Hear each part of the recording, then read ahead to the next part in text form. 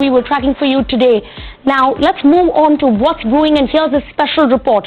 Despite improvements in social parameters, India's growth does not translate to economic inclusion and development of women. Rather, women's participation in the labor force has stagnated and is expected to decline further because of labor trends.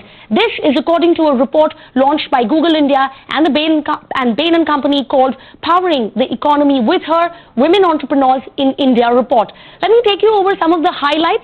Firstly, India has 16 million women-owned enterprises, but only 17% employ people.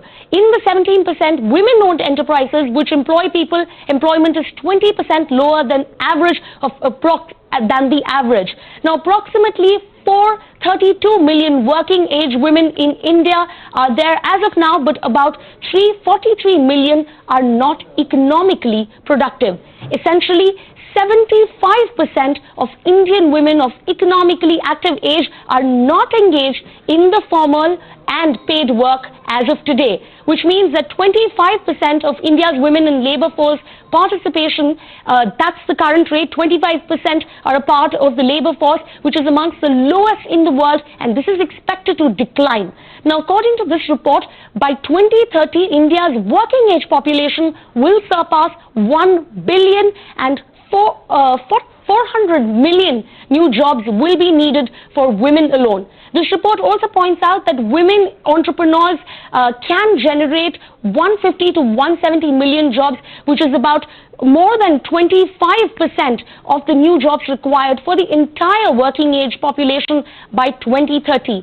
I caught up with Megha Chawla, partner Bain Company, and Sapna Chadda, senior marketing director Google India and Southeast Asia, at the Google launch event as of today to understand the barriers that we are facing as of today from the women entrepreneurship point of view and how we can overcome it. Listen in. We had a deliberate intent to look at entrepreneurship broadly. We didn't limit ourselves to any particular segment. We didn't narrow it down to say we'll only focus on the tech startups or we'll only focus at rural. We said, look, let's look at the opportunities overall and identify what are the different forms in which entrepreneurship manifests. That was one. The second one was, there is great enterprise that we saw as part of this work in various parts of India. We saw the industry, the grit with which women work, and that's what helped us paint an ambitious vision in the report, a vision of where women in entrepreneurship in India can be and what it can yield as an outcome in terms of the employment. Okay. What about you? So I think a few things that stood out to me. I do want to call out the incredible work that Bain has done on this.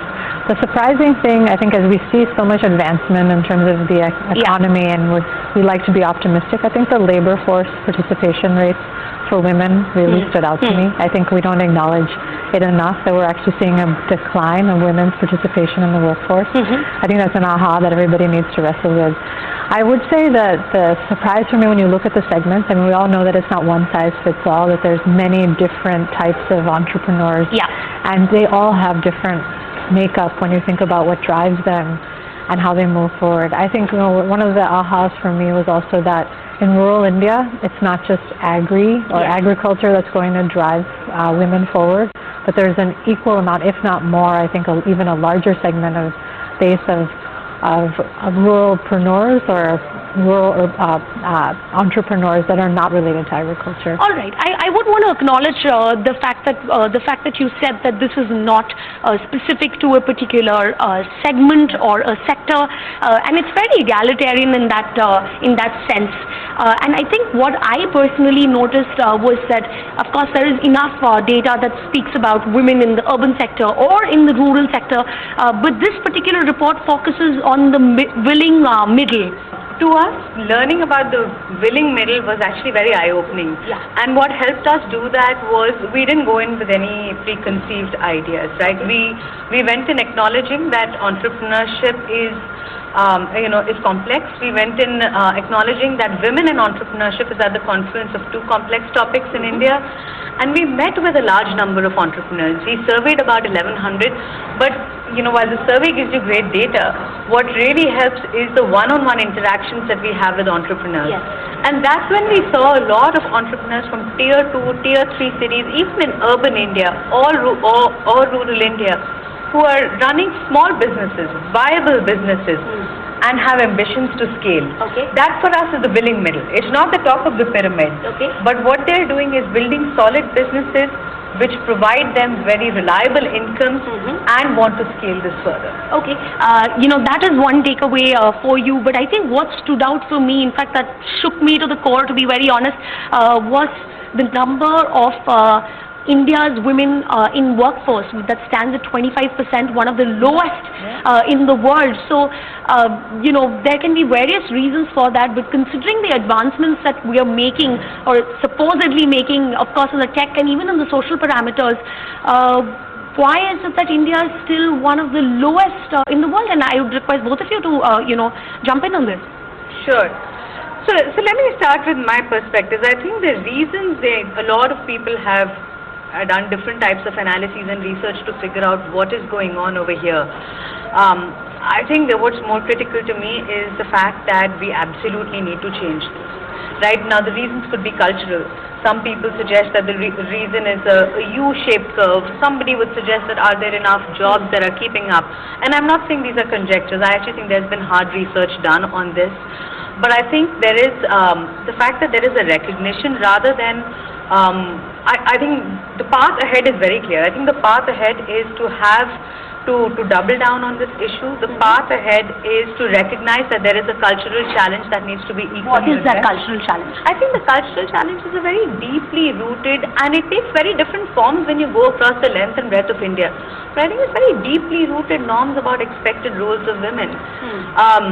Even I think communities want to change, but I think the extent to which it's deep-rooted, and one needs to establish to what extent are these in harmony or not with economic advancement goals, and then accordingly address it.